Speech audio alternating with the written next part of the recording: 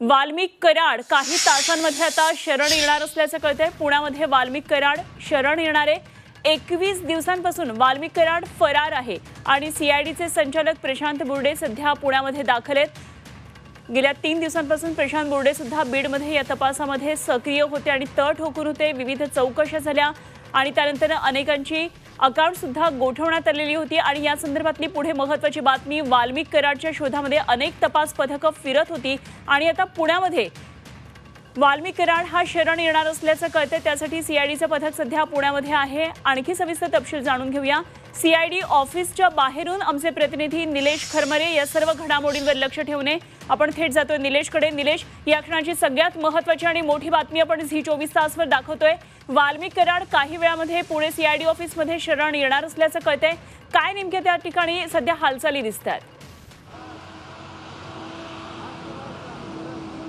अनुपमा, खरं तर हे जे प्रकरण आहे हे 9 डिसेंबरपासून सुरुवात झालं। त्याच दिवशी संतोष देशमुख आहे त्यांचं अपहरण करून हत्या झाली आणि त्यानंतर हा संपूर्ण प्रकार जे आहे तो उघडकीस आलेला आहे। खरं तर या सरकारच्या पहिल्याच अधिवेशनामध्ये वाल्मिक कराड हा विषय गाजला आणि त्या अनुषंगाने आता पूर्ण राज्यभरामध्ये निषेध व्यक्त केला जातोय। खरं तर पवनचक्कीच्या टेंडरच्या खंडणीवरणी हा संपूर्ण प्रकार उघडकीस आलेला आहे आणि आता संतोष देशमुख प्रकरणामध्ये आणि त्यांच्या हत्येमधले जे 3 आरोपी आहेत तर त्यांच्या शोधासाठी पुणे पोलीस असतील किंवा महाराष्ट्र पोलिसाचे 3 पथकं आहेत ते रवाना झालेले आहेत। तर एवढंच नव्हे तर वाल्मिक कराड यांच्या शोधासाठी विशेष असे 9 पथकं जे आहेत ते सीआयडीचे रवाना झालेले आहेत। आज सकाळी पुण्यातून 4 पथकं जे आहेत ते विशेष शोधासाठी दाखल झालेले आहेत। राज्याच्या बाउंड्रीवरती हे पथक जे आहेत ते तैनात झालेले आहेत आणि त्यांचा शोध घेत आहे। मात्र सूत्रांनी दिलेल्या माहितीनुसार वाल्मिक कराड हा आज सीआयडी ऑफिस, पुण्यातलं जे सीआयडी ऑफिस आहे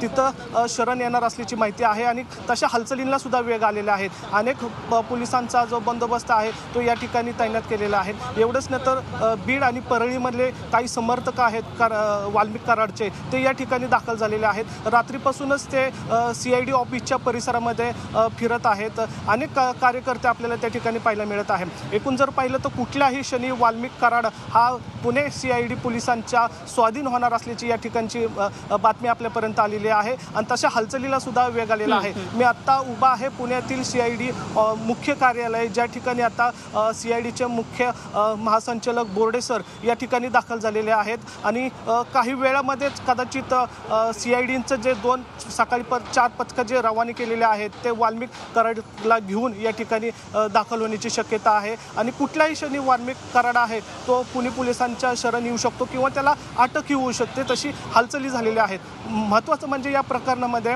खंडणी प्रकरणामध्ये वाल्मिक कराड आहे तो पोलिसांना हवा आहे आणि त्यासाठी महाराष्ट्र पोलिसांनी सीआयडी का हा तपास वर्ग केलेला आपल्याला पाहायला मिळतोय। संपूर्ण या प्रकरणामध्ये सीआयडीने जवळपास वाल्मिक कराडकरांच्या नातेवाईक असतील किंवा मित्र परिवार असतील अशा 150 जणांची या ठिकाणी चौकशी केलेली आहे। तर त्याच्यासोबत असलेले आरोपी आणि नातेवाईक आहेत अशांचे आता बँक खाते सुद्धा सील केलेले आहे।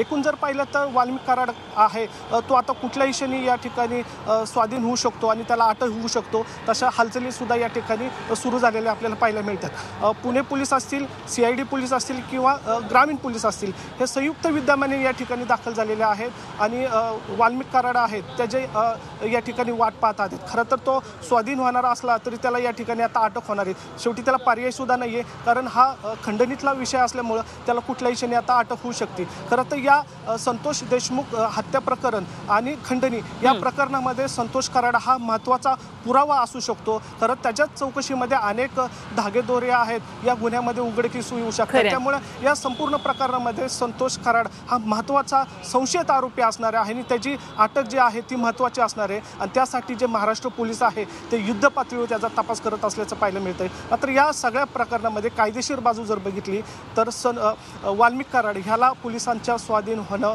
हे गरजेचं आहे, त्याला दुसरा पर्याय नाही। खरं निलेश, एकंदरीतच 21 दिवस झाले आता संतोष देशमुख यांच्या हत्येला आणि वाल्मिक कराडचा तपास 2 प्रकरणांमध्ये सुरू आहे। एकतर खंडणी आणि मसाजोगचे सरपंच संतोष देशमुख यांच्या हत्याकांड प्रकरणामध्ये असलेले धागेदोरे वाल्मिक कराडपर्यंत पोहोचले, तर म्हणूनच राजकारण सुद्धा तापलेलं गेल्या काही दिवसांमध्ये आपण पाहिलं। आपण आता वातावरण काय नेमकं सीआयडी ऑफिसच्या बाहेर आहे ते सांगितलं। तिकडे बीडमध्ये सुद्धा त्यांच्या नातेवाईकांची आज पत्रकार परिषद होणार होती। संपूर्ण महाराष्ट्रातलं राजकारण या एकाच मुद्द्याभोवती सध्या फिरतंय, पण आत्ता पुणे CID ऑफिसच्या तिथे अर्थातच पोलिसांच्या हालचाली असतील, मात्र इतरही काही कार्यकर्ते किंवा अशा संबंधात या प्रकरणाशी संबंधात काही लोक आलेले दिसत आहेत का? त्या संदर्भात काय आढावा आहे?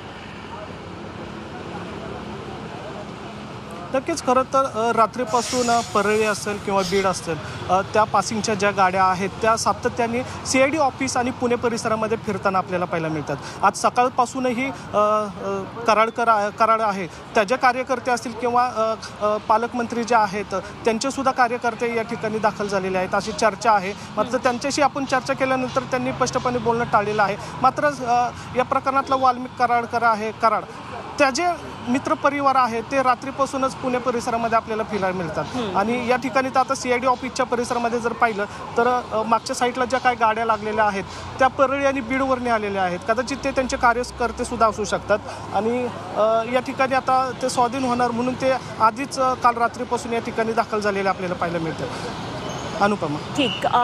निलेश, धन्यवाद दिलेल्या या सगळ्या सविस्तर माहितीसाठी आणि जरूर या सर्व घडामोडींवर लक्ष ठेवून राहा. वेळोवेळी आपल्याकडून या संदर्भातले तपशील आणि तिकडची ताजी माहिती जाणून घेतली जाईल. धन्यवाद दिलेल्या या सगळ्या सविस्तर माहितीसाठी.